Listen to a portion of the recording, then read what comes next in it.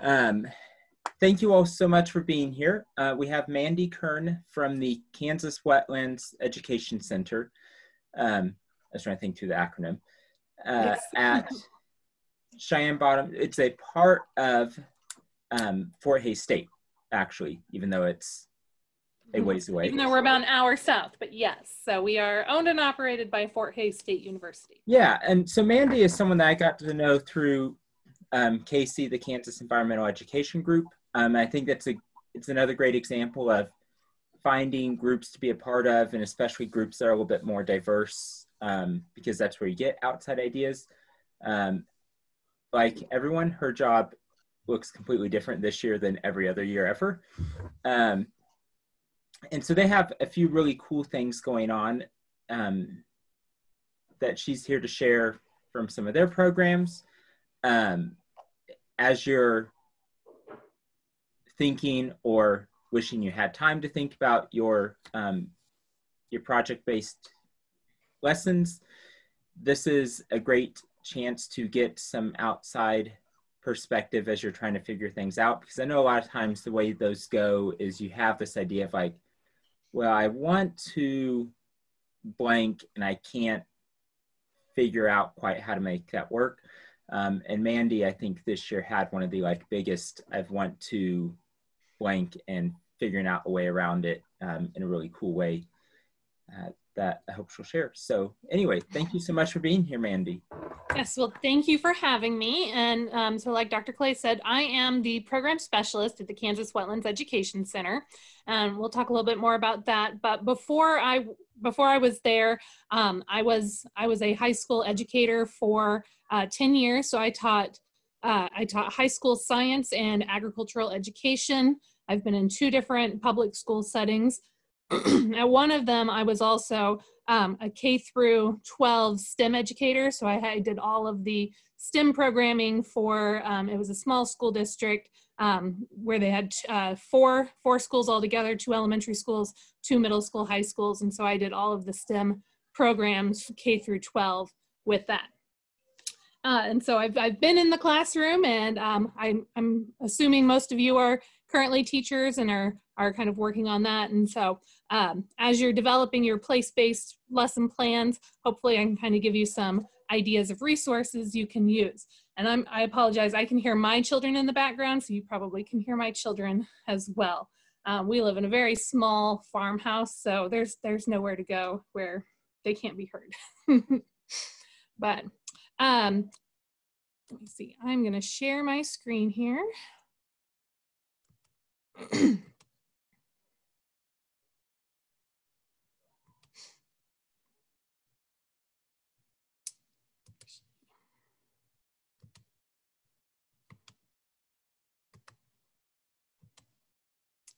Okay, so before we start, just kind of acknowledging that a lot of you are probably spread throughout Kansas. Maybe some of you are outside of Kansas. I'm not sure on your backgrounds, but as you're kind of developing that, the idea of place-based education, kind of knowing that every place has something that makes them special. So I was going to kind of start with, I don't know if you're familiar with kind of like the 8 wonders of Kansas. So a few years ago, kind of the tourism in Kansas wanted to kind of make people aware of what's really cool and special about our state and some different things. So I wanted to start with some trivia. So there are 8 wonders of Kansas and kind of 8 overall winners, but they also have categories in art, architecture, commerce, cuisine, customs, geography, history, and people, and just really trying to get people to be aware of what's really cool about our place and our space. So you can either maybe put it in the chat or just blurt it out. Here's the first question. What is the name of the largest electric coal shovel in the world? It's right here in Kansas. I know that one because I'm a Pitt State graduate. Nobody Nobody? All right, I live in Nebraska, so I don't know. I was gonna say, I was like, I'm not even, I bet that there are people from out of Kansas, and so a lot of this is going to be Kansas related, but so the name of the largest electric coal shovel in the world is something called, oh, here are the 8 wonders, something called Big Brutus. And Big Brutus is located near Columbus, Kansas, which would be in the very southeast corner of the state. And it stands 160 feet tall. When it was operated from 1963 to 1974, it would run 24/7, and it would move a square mile of dirt and rocks in a year. So it was pretty a slow coal shovel, but one scoop from it could fill 3 rail cars. All right, here's our next Kansas trivia. Where can the Basilica of St. Fidelis, or it's also commonly known as the Cathedral of the Plains, be found? It's a Romanesque style Roman Catholic parish that was built between 1908 and 1911. Isn't it in like Victoria? There you go. Yeah. So if you are familiar with the Hayes area, or you know, go to school around Hayes. So one of the 8 wonders of Kansas is this Cathedral of the Plains. And I thought it was interesting, when they built it, they asked every church member that was older than 12 had to either give $45 or haul 6 wagon loads of limestone from the quarry 8 miles away each year until they finished building it. But this would be in Victoria, Kansas, which is only about maybe a 15-minute drive from Hayes. All right, next question. The only 5-star general to serve as President of the United States. His museum is in Abilene, and it's one of the 8 wonders of Kansas. Is that Eisenhower? There you go. So, the presidential home and library of President Eisenhower. This one's probably pretty tricky, but if you're from around the Lynchburg area, you might know this Swedish-born artist was an art professor at Bethany College in Lynchburg and is known for post-impressionism and thick textural oil paintings. So these are the paintings. Anybody know the name of the artist? Known for depicting Kansas landscapes. No. No. Matthew, you either? You don't know? No, I've been to Lynchburg a couple times. Yeah, this is, so Birger Sanson is the name. And what was really neat about him is a lot of his paintings he would donate to Kansas schools. And they're now worth like millions of dollars. And I taught in Hiawatha, and we had a Birger Sanson painting. And the school board, we didn't know what to do with it because it was worth so much that like we couldn't insure it anymore. So even though we had this really cool like artwork that was worth millions, we couldn't protect it as it needed, like, you know, the cleaning and insurance of it. And so he donated a lot. And so there are several of these paintings in just Kansas schools, Kansas art museums and libraries. And so it's kind of cool. All right, the last question.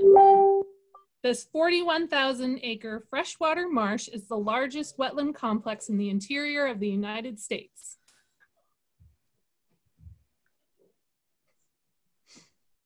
This is a biased question. Is it like south of Kansas City somewhere? It would be smack dab in the middle of the state, near Great Bend, Kansas. So, Cheyenne Bottoms, and that's where I work. The Kansas Wetlands Education Center is located at Cheyenne Bottoms, and it is considered the largest wetland complex in the interior of the United States.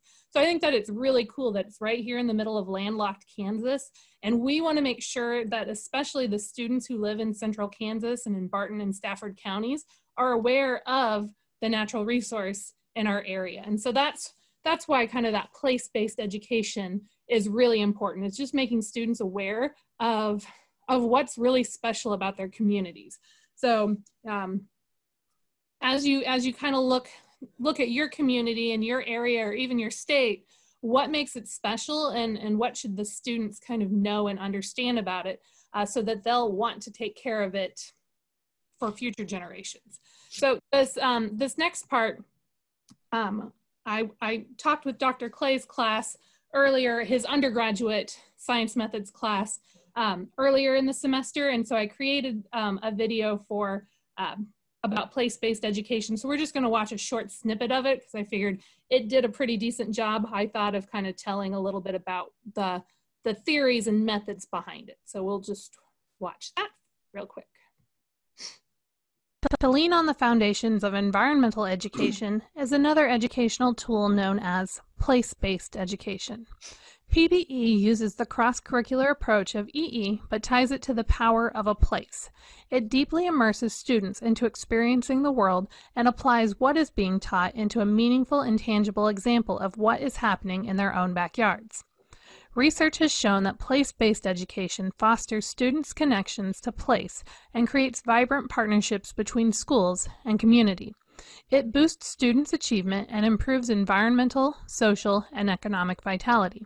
In short, place-based education helps students learn to take care of the world by understanding where they live and taking action in their own backyards and community.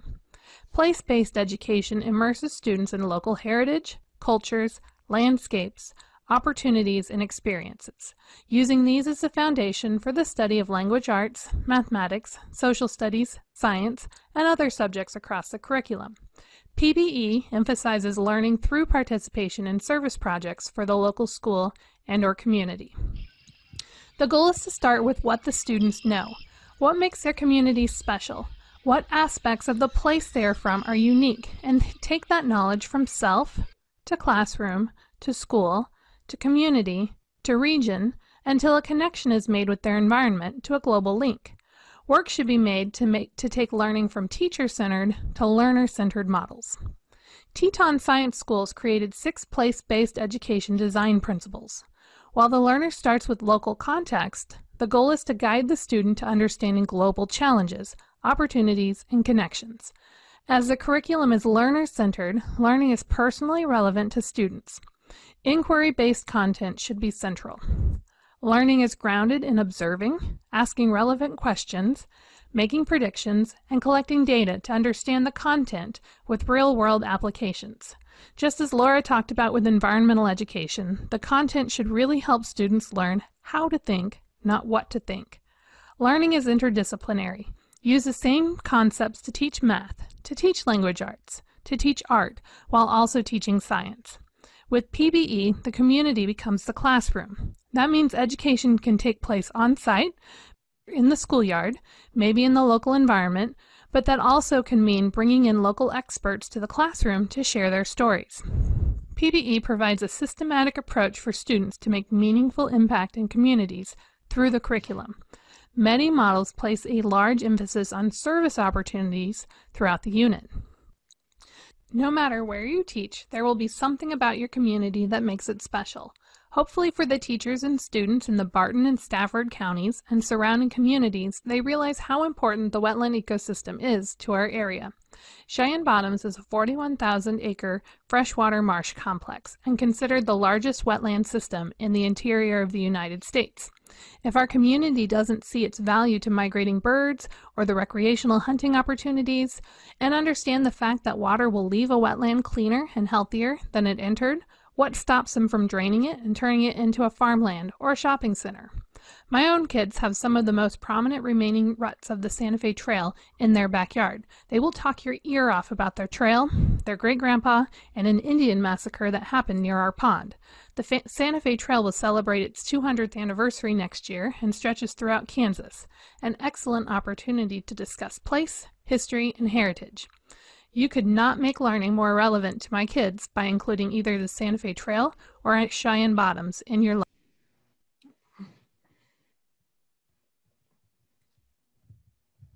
All right, so hopefully nothing you didn't already know, maybe a little bit about place-based education, but I know you're kind of working on a lesson plan right now.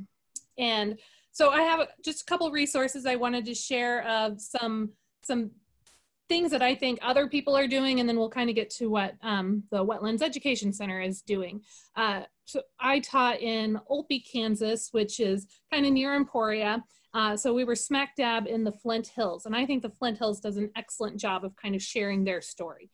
So I just wanted to share a few resources that I think are pretty cool. Any school within that kind of Flint Hills region has these maps that they can, that they hang in their school, usually in their entryway or a commons area.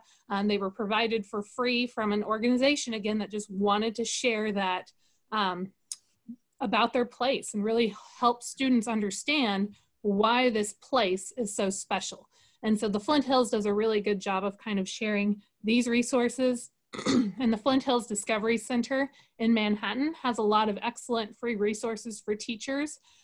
They do a PBE of the week lesson plan.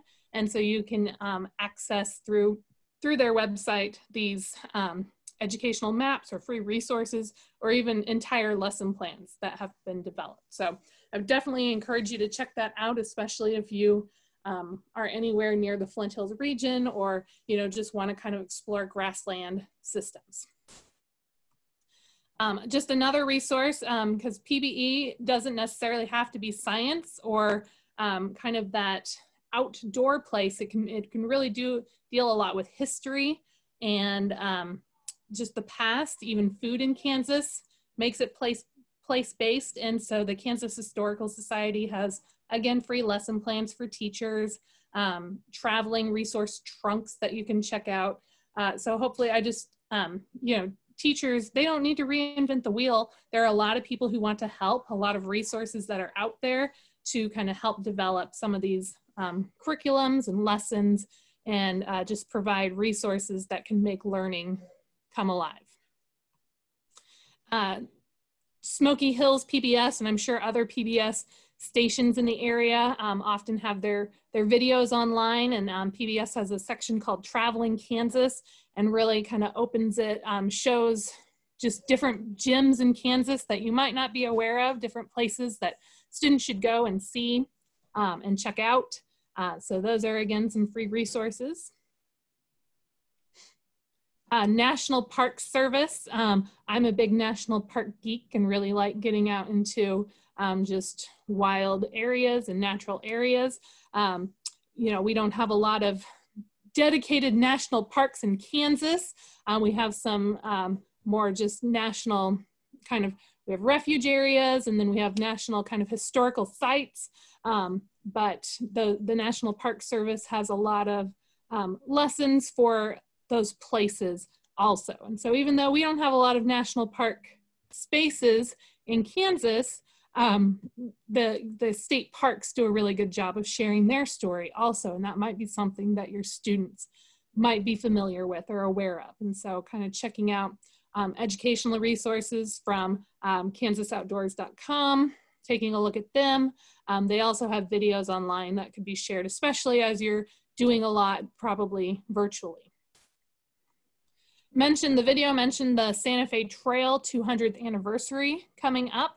And so there's a lot of opportunity to kind of include that into the next school year and talk about it. And again, kind of bring that history into play and the place into play. And what I would say with that is your local museums are an excellent resource. So I think most counties have a historical society or a museum. This is the one close to our house in Rice County in Lyons, Kansas.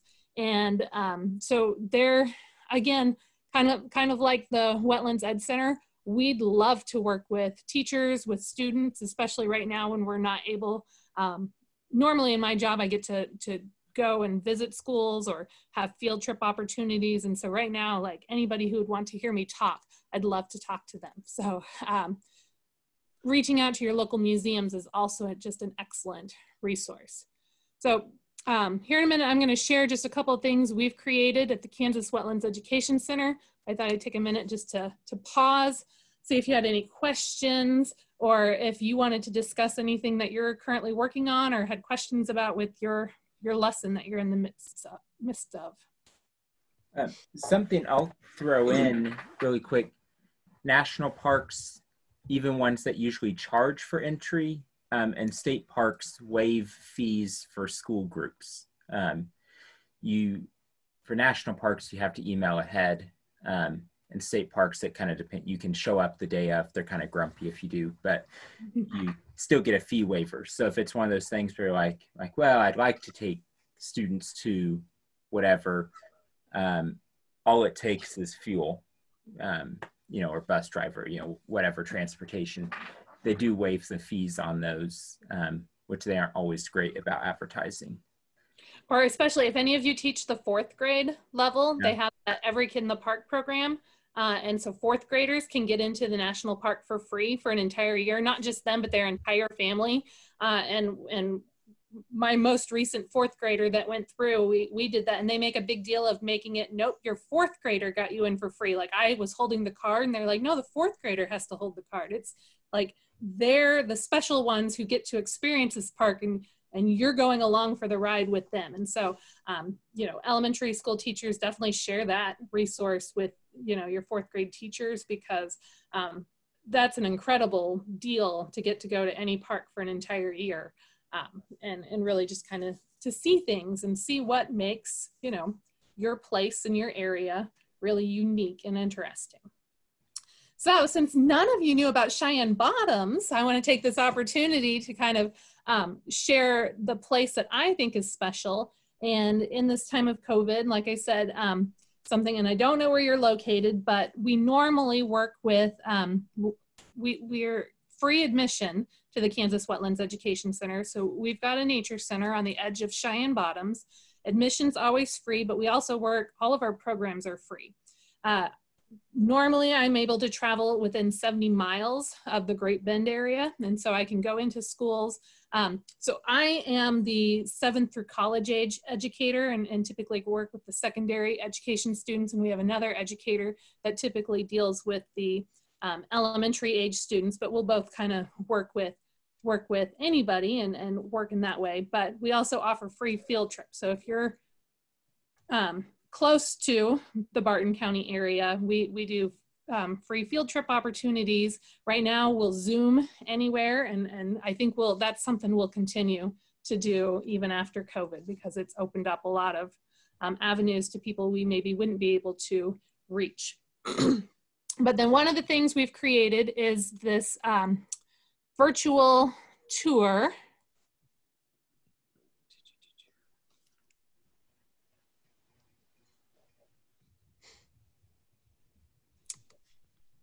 And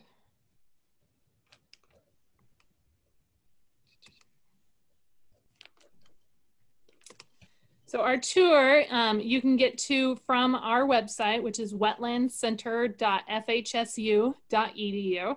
So like I said, we're a part of the Fort Hays State University community. So I'm a Fort Hays State University employee, but we created this virtual tour as a way to just kind of, for people who couldn't travel, or school groups that couldn't travel, we can still kind of bring Cheyenne Bottoms into your classroom or into your homes. And so it's on the front page of our website, and it's kind of developed with a lot of different things. So we've got 360 kind of images. So using a 360 camera, and so students can kind of get in and, oh, my internet's slow. Do you know, could we use this with our virtual reality sets at school? I don't know that it's set up quite for that, but it's something I want to look into as we go. I've not tried it, but it doesn't have that double imaging, I guess. And that's something I think I'll work on creating. Cool. Apparently my internet's very slow right now, but we've got drone footage also that students can kind of go on, and it's got terrible YouTube music added to each video, but so that drone footage hopefully puts people kind of where, you know, into the wetland. So it's a 41,000 acre marsh. About 20,000 of the acres are owned by the Kansas Department of Wildlife, Parks and Tourism, so it's a state-owned property. And then the part we're flying over right now is owned by the Nature Conservancy. They own about 8,000 acres and manage 8,000 acres. And so kind of tells the story between, you know, more of the preserve area and then the state-owned area. Cheyenne Bottoms is a crucial migratory resting spot for birds. And so, you know, we got there on a pretty heavy duck day where we did the drone footage. So I think some pretty neat footage we were able to get with that. It's also got interviews from kind of our 3 kind of shareholders. So with the Nature Conservancy manager, the wildlife area manager, and then the Kansas Wetlands Education Center director has an interview as well. There's some educational videos they can go to. Oh, that's me. And learn some different things and how it's managed. Like one of them is we've got some aerial footage of them burning cattails, and we talk about why they would burn or do prescribed burnings. And likewise, they use the helicopter to spray some invasive grass. So why they do that. And then there are a few games also to kind of hopefully make it fun and go with that. But for the students, because I know it takes a while to hit every single piece of the virtual tour. So then there's a kind of a bingo board that teachers can print out for the students as they go through. So hopefully within like a 30-minute or 45-minute class period, they're able to get a bingo at least and go to a wide variety of the activities. So whether they you know, watched a drone, found the answer to one of the questions in a video, and kind of go through there. And then you can go to kind of the Kansas Wetlands Education Center to kind of see a virtual tour of our building and facility, again, with some of those 360 images so they can get in, see the building. I can change it up because it was created in October, so very fall-like. So hopefully I can get in when things are more green and kind of do that. But hopefully show people what our center looks like, what Cheyenne Bottoms looks like. So that's one of the things that was created kind of in this time of COVID. So with that virtual tour,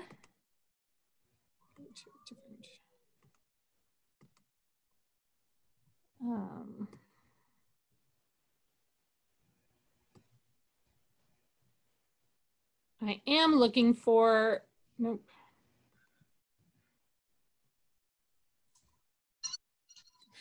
My technology is not working out. I'm a postdoctoral fellow at the University of Missouri. I'm Alex Schindler. I'm a PhD student at the University of Missouri. We're here at Cheyenne Bottoms today.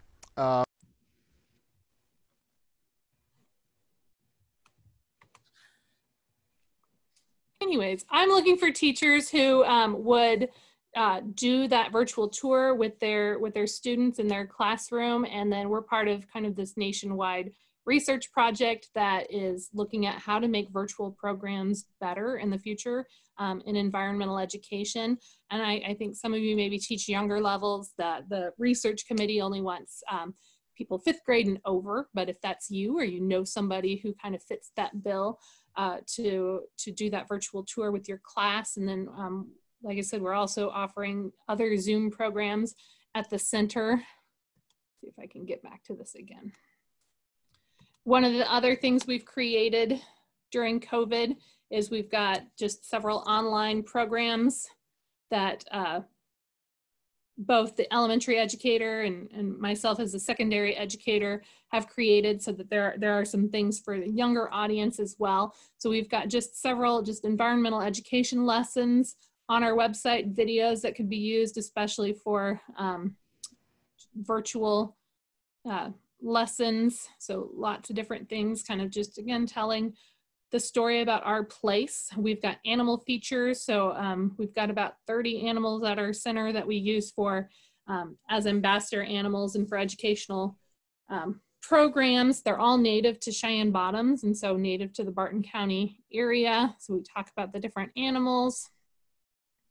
And then I have a monthly series I do with the Nature Conservancy manager. His name's Rob. So every month I go, "What you doing, Rob?" And we just talk about how he's conserving that area of Cheyenne Bottoms. And so those videos are created on there.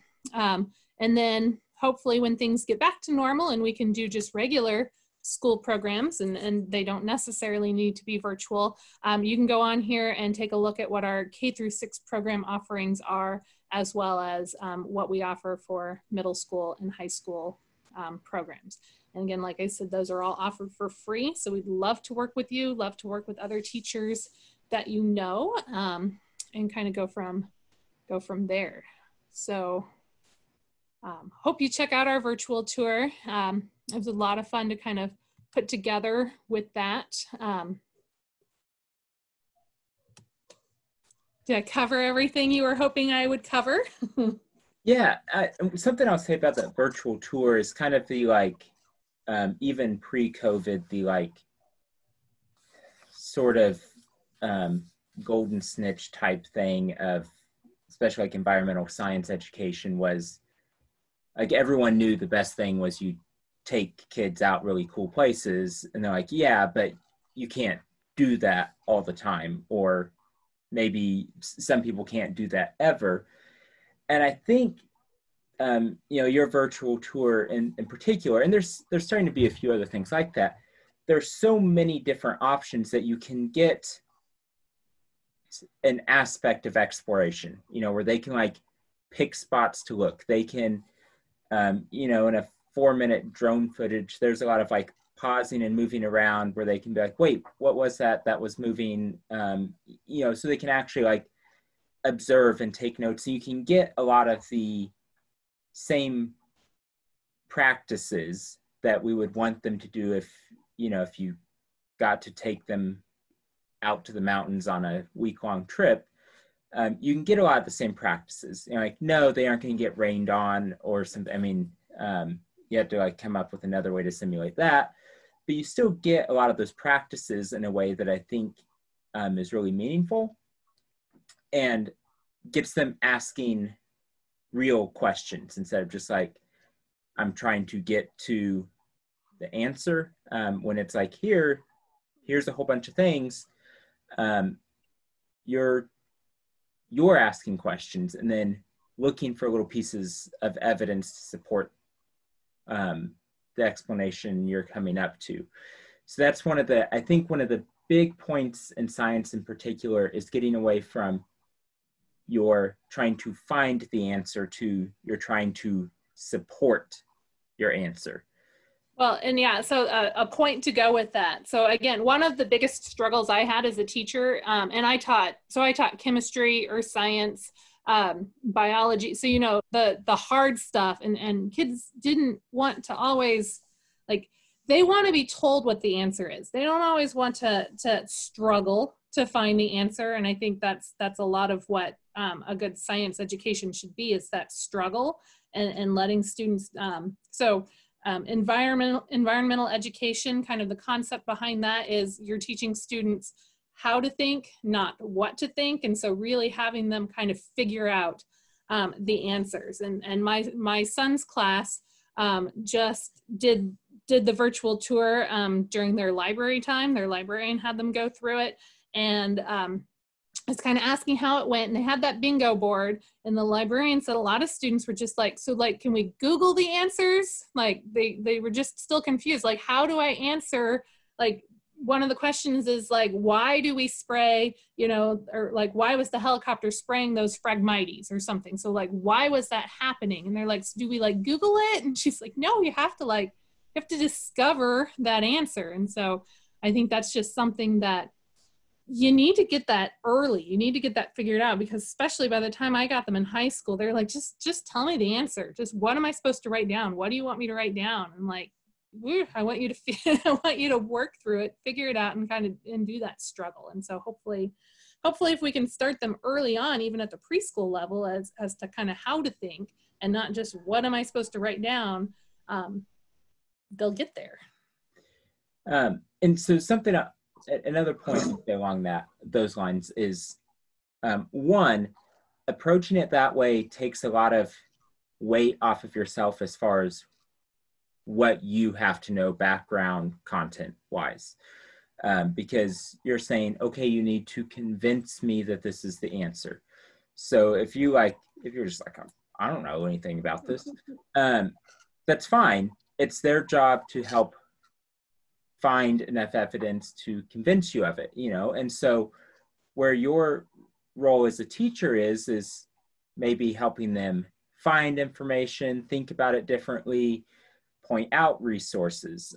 So for example, because this just happened a couple hours ago, my son, my second grader, is reading. Have any of you seen the I Survive books? Yeah, that's starting to be pretty popular. Well, they took off because there's one about the Joplin tornado, and that's where my son was born a year after the tornado. So he's like, "Did you know there's a book about?" I'm like, "Yes." You know, like it says what happened. Like we were there. Like, We lived it. Yes. Right. And so he's reading the one about the 1916 shark attacks. And so he's going on about, he goes, well, it's a great white shark. And so it said, your job is to figure out, to find evidence that at least one of those attacks wasn't a great white shark. And, you know, I'll do things with this, like this with him every now and then, like, just figure out. And so he's going, well, what can I use? I'm like, whatever you want. Like, you know, they have a computer that they can use supervised. Like you can do that. All of the books you've stashed wherever, any of that stuff's fair game. And I did check that his book he's reading mentions the detail that's significant, which is that one of the sharks went up a river. And so bull sharks, I think he's asleep. Bull sharks are the only the species up there that can manage the salt to freshwater change. But things like that, where you can just open it up for a question, and it's not, the getting the answer is not anywhere near as important as the getting to the answer, the whole process of figuring it out. And along the lines of place-based education, I think one of the best things you can do as a teacher is be a student of the places you are, and not just in terms of science, but, you know, spending time outdoors in those, reading the history books, reading, you know, and follow your own interest. If the thought of reading a history book about your local area sounds painful, then history's probably not the thing. But, you know, if it's the art or the culture or other things that factor into it, those are all great places to help generate questions. And the more time you spend in your place, the more things they're like, wait, why is it that, so like one for me right now is a spot that I spend a lot of time in just a few miles from town, has a ton of draws that were obviously eroded by water. And it's one of my, like, I've never seen water in that. Like, it's been many years now and I've never seen water. Why is it that we have all of these draws that were obviously eroded by water and then there's never water there? Like, has something changed? Is it, were there springs that aren't there anymore because of groundwater depletion? Did it used to rain more? And that no one probably has an answer for that, but that process ends up being a great basis for an activity or a project. And it just comes out of kind of looking around and being curious about, like, why is it that obviously it's eroded by water, it's a stream bed, but like there's never water in it, and things like that. And like Mandy said, especially like the local museums and the environmental education centers and all of those sorts of things, those people are so excited if you're just like, hey, I kind of want to talk to my class about this. There's like someone else cares. In fact, like my favorite example, as I've told you, I think I've told you, I used to take groups of students out to Rocky Mountain National Park in the Estes Park area. And so I did some stuff with the museum out there, their little local history museum. And at one point, I just kind of out of my own curiosity, I was reading the book that's the journal of the first guy who led mountaineering expeditions out there, which I'm not gonna like bore you with the details because no one else really cares. And so I was reading it, I just had this point that I was kind of curious about. And so I emailed the person who wrote the book, is still at the museum. And I'm just like, hey, is this, I think the question was, the guy who wrote the book, his wife's name was Alice, and she died his last summer out there. And there's a Mount Alice. And I said, did he name it after her? Because he named a bunch of other things, but he didn't make a note of this. I'm like, you know, you probably should like make a note of like, hey, this one's named after my wife who got tuberculosis or whatever it was. Never made a note of it. I'm just like, hey, why is it? Anyway, he goes, well, why don't you, next time you're out here, come by the museum. And I'll talk to you about it. Okay, cool. Went by the museum. He had all of the original photos from those expeditions in the 1880s in a binder because he knew the guy's niece. He like pulls out all these binders, he's handing them to me. It's like, oh, well, here's all of his actual original photos he took. And you know, all the stuff like no one else sees. And he's just excited to share because someone else is curious. And so it turns out that possibly he named it after his wife, or he named it after a well-known prostitute in the area. And no one's quite sure, which, you know, one of those is a lot more sentimental story than the other. But, you know, just like a quick email of like, hey, I'm kind of curious about this thing, and just way over the top and helping. And I think that's pretty common. And you'll be, especially when you're like, I want to share this with my students. And I think even at your point, if you're just like, hey, I have to do this as lesson plan because they're making me, is there anything you can share?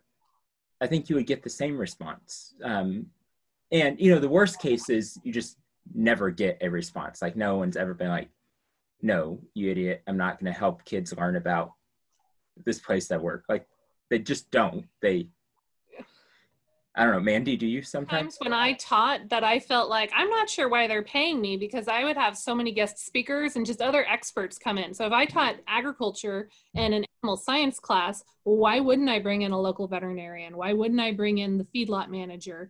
And I mean, it came to the point where it was like, there were just several weeks in a row where I would have a guest speaker and I'm like, they're paying me, but this expert's talking. And I think that just brings in so much more just worldwide, you know, just opens their eyes, exposes them to more things, especially with just careers and just letting them know what's out there, what the possibilities are. And so just don't be afraid to ask for any help, for any resource, because people are definitely willing to help. And like Dr. Clay said, the worst they can say is, no, I don't have time for that. But I think you'd be surprised at how many people want to share what they know with your classes. Did any of you guys have questions while you have the chance to ask them?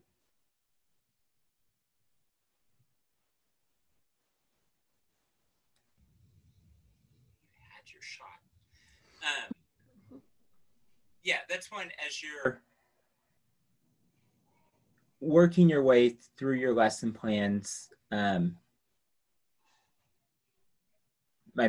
biggest piece of advice is take a question, an idea, or whatever, make that your center, keep looking back at it, because you know, you guys are all ambitious people, otherwise you wouldn't be in this program. Like there's other things you could be doing with your time on a Wednesday night, and most of them are probably more fun and definitely less work.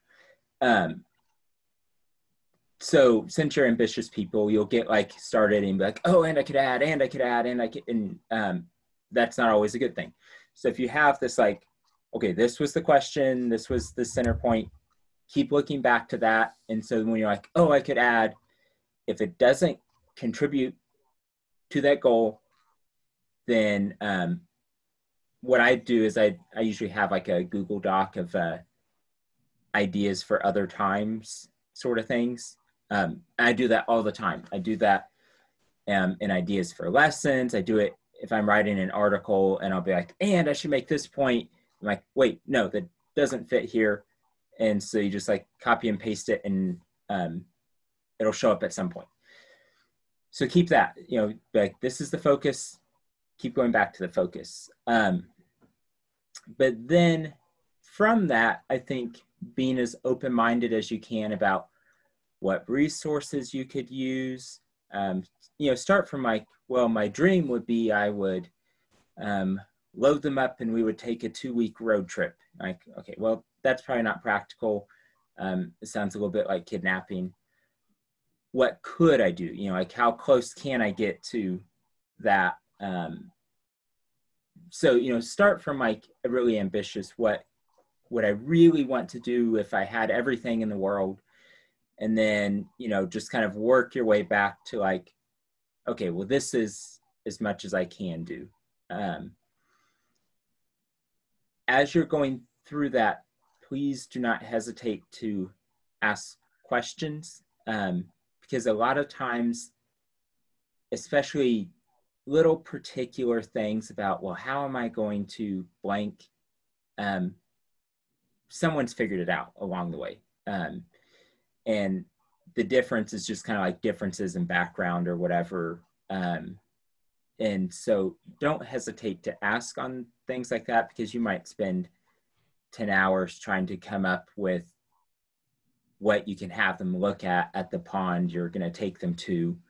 And that's when I'm like, oh, well, it can be like these 4 things because I took aquatic ecology classes and stood in freezing rivers to look for little endangered catfish for, I don't even know what the reason was, because we just like tossed them back after we found them, just so we could see if we could get trench foot in a day.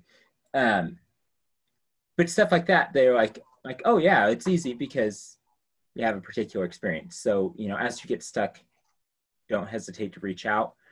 I'm hoping tomorrow, since I am through, I think, grading all of the undergrads' final recordings, I'm hoping to get into Yellow Dig and comment. But please, if you're stuck, send things with questions. Don't do the like, well, he said he's busy, I'm not going to send another question. Do it, because if I'm somehow not done with those, I will be looking for a break after watching 60 lessons in a row. Because as it turns out, I'll stop.